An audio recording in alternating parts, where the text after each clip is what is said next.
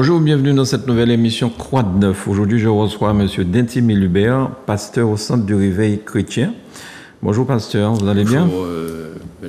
Granier, oui, je vais bien. Je dis bonjour aussi aux inconditionnels de Zouk TV. Donc, vous Oui, faites partie, j'espère? Oui. De temps en temps? De temps en temps, oui. Oui. Voilà. Très bien. Là, vous êtes aujourd'hui à Zouk Télévision, on vous remercie. Pour nous parler du séminaire d'édification de la Martinique. C'est la bénédiction de l'arrière-saison. Ça veut dire quoi, la bénédiction de l'arrière-saison?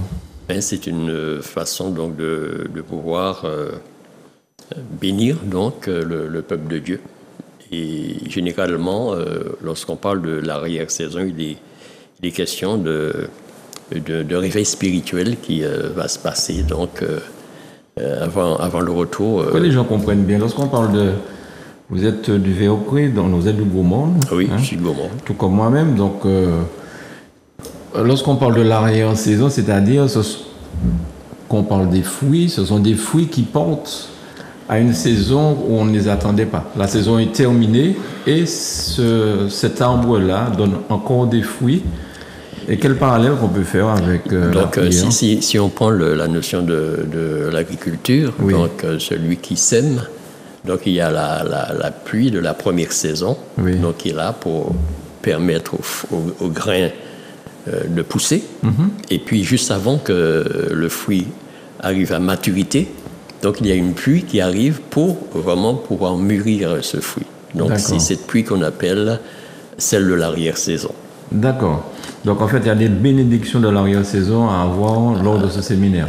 Tout à fait. Donc, pasteur David Goma, qui est le fondateur donc, du Centre du Réveil Chrétien International, donc c'est lui qui sera là pour animer donc, ce séminaire. Son épouse ne sera pas là? Elle est pasteur aussi, je crois. Elle est pasteur aussi, son épouse. Je présume qu'elle sera là. Je ne vais pas vous confirmer. D'accord. Est-ce que vous pouvez nous dire un petit peu le déroulé de cette manifestation? Donc, cette manifestation se déroulera sur 2 jours, donc le samedi à 18h. Samedi 9 décembre, samedi dimanche 9 10 décembre et dimanche 10 décembre à 18h. 18h. Je voulais confirmer samedi et dimanche 18h. Mais bien sûr, il y a le culte de gospel tous les dimanches à 9h. Et ça se situe donc à l'espace 90, au 90 rue de la République à Fort-de-France. C'est juste en face de la... Juste en face de la mairie de Fort-de-France, du parking de la mairie. D'accord. Alors, bien sûr, il y aura aussi la chorale Total Praise. Absolument, c'est le fer de lance du Centre du Réveil Chrétien International et Caraïbes. Donc, la chorale Total Praise va animer donc, ces moments en louange et en adoration. Toujours à l'espace 90. Toujours à l'espace 90, voilà. D'accord. Ça fait combien de temps que le CRC organise ce genre de manifestation en fin d'année? Généralement, le CRC organise donc des séminaires au moins 1 fois par mois. Tout ça dépend de la présence des pasteurs, donc 2 fois par mois. Donc depuis 2008, donc, il y a des séminaires qui sont organisés par le CRC. Depuis 2008? Depuis 2008. Oui. Voilà. Ça fait quand même pas mal d'années. Pas mal d'années, à 15 années. 15 années, d'accord, très bien. Alors, le type de la manifestation, conférence, le spirituel, social, la cible, c'est tout public, c'est-à-dire que tout le monde peut venir, c'est gratuit. C'est gratuit, séminaire gratuit, donc ouvert à tout public, comme tu le précises là. D'accord. Et l'objectif général, donc on dit que l'association CRC Caraïbes organise régulièrement tout au long de l'année, des conférences ouvertes à tous sur des thèmes différents. Ces conférences sont portées par les pasteurs David et Jocelyne Goma, fondateurs de l'association Centre du Réveil Chrétien International, le CRC. Elles sont une source de réconfort et pour but d'impacter la vie des autres au travers de la parole de Dieu. Ce sont des événements gratuits ponctués par un temps d'animation gospel avec la chorale Total Praise. Pasteur Dintimi, comment on peut aujourd'hui comprendre ce qui se passe en Israël et à la Palestine? Comment on peut comprendre que tant de personnes meurent chaque jour sur une terre où justement c'est... Donc c'est quelque chose qui s'est toujours passé. Donc lorsque nous lisons la parole de Dieu dans l'Ancien Testament, nous voyons comment Dieu avait donc promis à travers Abraham donc la Canaan, donc cette terre aux enfants d'Israël, et donc ça s'est réalisé en temps utile lorsque Moïse a délivré le peuple de l'Égypte. Il fallait que le peuple d'Israël qui soit sorti d'Égypte puisse avoir une terre sur laquelle se trouver. Donc cette terre, en quelque sorte, si nous voyons bien, c'est Dieu qui l'a donnée au peuple d'Israël. Et donc, il arrive selon la prophétie, donc on sait que à travers l'histoire, le peuple a été dispersé parce qu'ils avaient abandonné Dieu.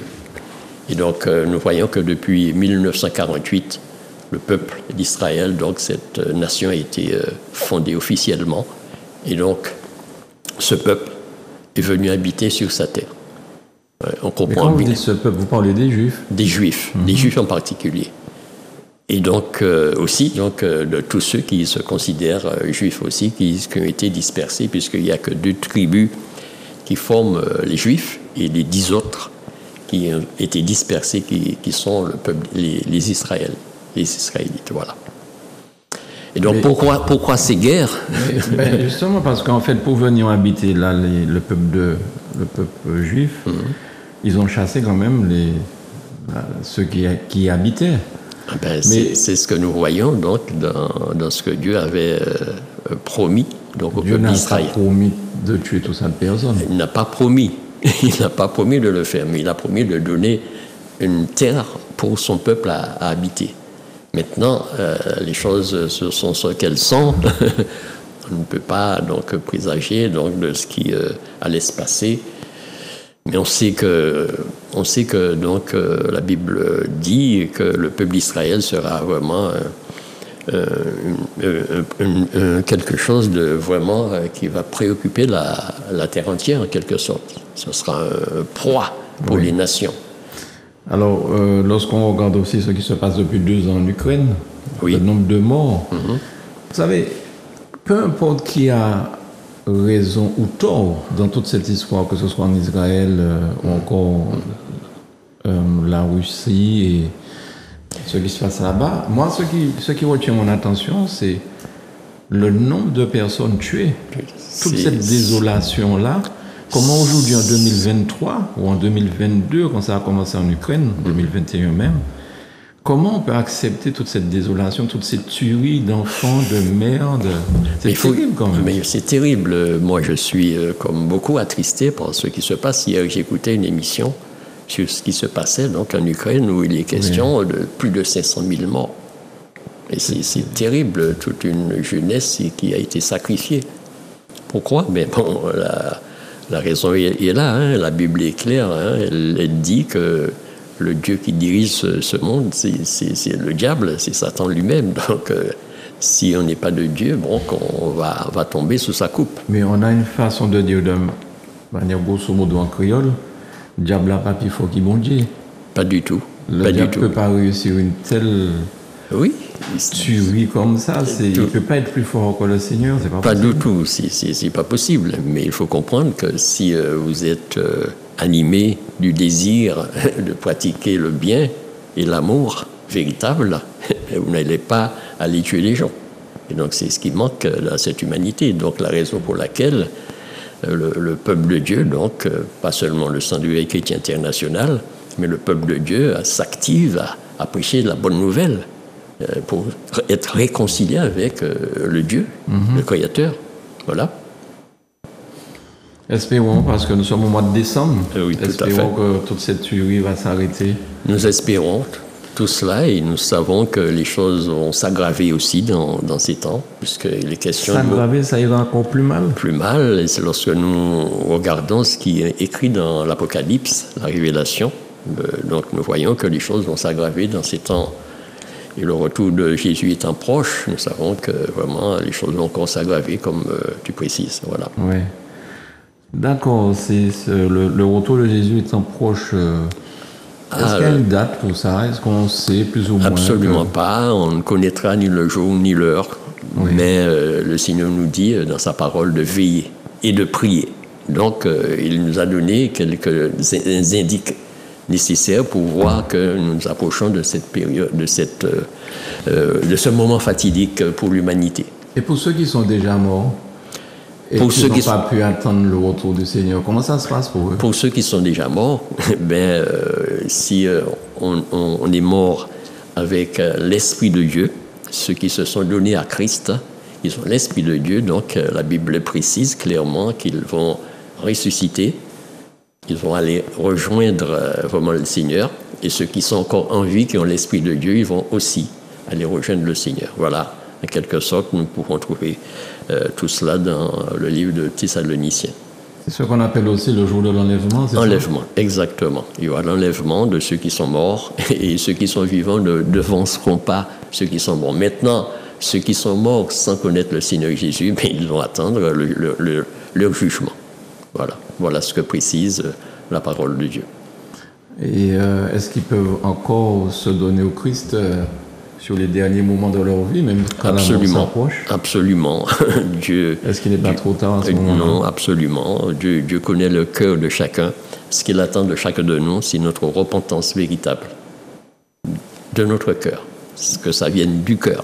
Et là, Dieu est celui donc, qui nous aime et qui connaît les cœurs. C'est lui qui juge, hein, c'est lui qui sait qui lui appartient ou pas. Voilà. Donc nous mettons donc tout jugement entre ses mains. Alors j'ai fait digression en parlant de tout ça. Vous êtes là pour nous parler plutôt de la bénédiction de l'arrière-saison. Tout à fait. De concerts et tout, mais on ne peut pas s'empêcher de penser tous les jours, en regardant les nouvelles, ce massacre interminable. Interminable. Il y a toujours des guerres. Et c'est ce que, lorsque ceux qui lisent la Bible, lorsqu'ils lisent le chapitre 24 de Matthieu, par exemple, ils verront que Jésus dit qu'il y aura toujours de la guerre et des bruits de guerre. Mais il dit aussi, il précise que ce ne sera pas encore les temps de la fin. Mais ça viendra à un moment donné, selon les prophéties bibliques, en quelque sorte. Très bien. Alors on rappelle que donc, la bénédiction de l'arrière-saison, ce sera le samedi 9. Oui. C'est-à-dire c'est là, hein? C'est ce week-end, tout à fait. Samedi 9 et dimanche 10 à 18h. Dimanche 10 aussi à 18h, sans oublier le culte de gospel avec Pasteur David. Oui, spécial bénédiction de l'arrière-saison à 9h. À 9h, donc c'est le samedi ou le dimanche? C'est le dimanche. Tous les dimanches, culte de gospel au Centre du Réveil chrétien. Et quand vous dites culte de gospel, est-ce que ça veut dire que c'est un culte spécifique avec beaucoup de chansons? Beaucoup de chansons. Donc la chorale Total Praise qui anime, qui débute par la louange. Ensuite, il y a un message d'exhortation qui est donné. Ensuite, la chorale Total Praise enchaîne avec un moment d'adoration pour préparer le peuple pour le message qui va venir. D'accord. Donc on vient au Centre du Réveil chrétien le dimanche.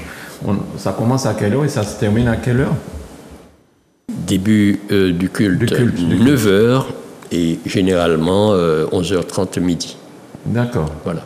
Est-ce que vous voulez rajouter quelque chose à tout ce qu'on a dit sur cette manifestation? Nous demandons donc au public qui nous entend en ce moment de venir nombreux et d'inviter autour d'eux pour participer à ce moment.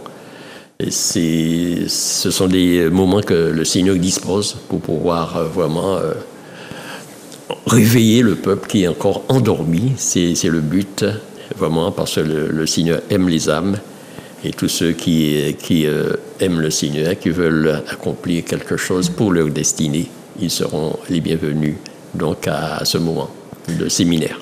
Très bien. Alors, si vous souhaitez avoir des renseignements complémentaires concernant cette bénédiction de l'arrière-saison, vous pouvez faire le 06 96 78 14 71 et l'adresse c'est l'espace 90 rue de la République qui est face à la mairie de Fort-de-France.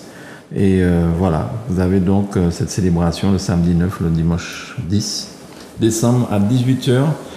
Et quels seront vos vœux pour l'année prochaine pour la Martinique, pasteur? Que la Martinique aille de l'avant, prospère. Et c'est ce que nous souhaitons, que le peuple puisse, en quelque sorte, savoir donc pourquoi ils vivent, hein, pourquoi ils sont sur la terre, et recherchent vraiment la bonne direction, celle du Seigneur Jésus, qui est, selon la parole de Dieu, auquel je crois, et la meilleure direction que nous pouvons donner à notre vie. Alors on dit souvent que le salut viendra des îles. Pourquoi on dit ça? Qu'est-ce que c'est que cette prophétie? Il dit que le salut viendra des Juifs. Des Juifs. Mais des îles. On parle des îles aussi.